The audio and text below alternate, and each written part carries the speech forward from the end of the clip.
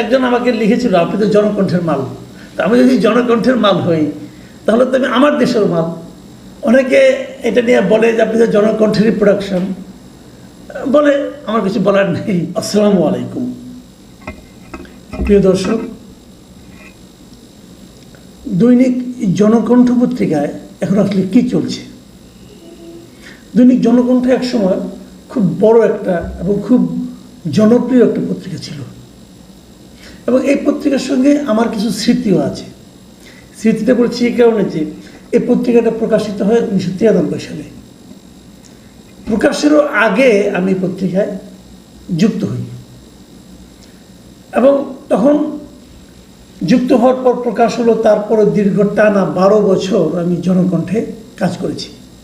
সংবাদপত্রের সার্কুলেশনের দিক দিয়ে কোনটা সর্বোচ্চ, এটা নিয়ে নানা বিতর্ক আছে।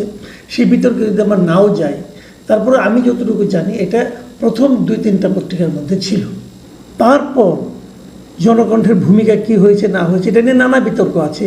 জনকণ্ঠকে ব্যঙ্গ করে অনেকে জঘন্য কণ্ঠ বলেছে, এটা গত সরকারের আমলে আমি এরকম শুনেছি। যার যা কর্ম তার সে প্রাপ্যটা হবেই। আমার সঙ্গে জনকণ্ঠের বিদায় পর্বটাও যে খুব মধুর ছিল তা নয়। আমি কিন্তু জনকণ্ঠ ছাড়িনি, জনকণ্ঠ আমাকে ছাড়িয়ে দিয়েছিল, আমাকে টার্মিনেট করা হয়েছিল। হয়তো জনকণ্ঠের পলিসির সঙ্গে আমার কর্মকাণ্ড মেলেনি, অথবা অন্য কিছু হতে পারে।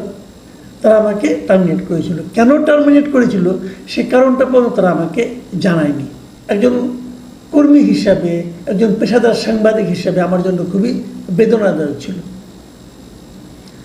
অনেকে এটা নিয়ে বলে যে আপনি তো জনকণ্ঠেরই প্রোডাকশন বলে, আমার কিছু বলার নেই।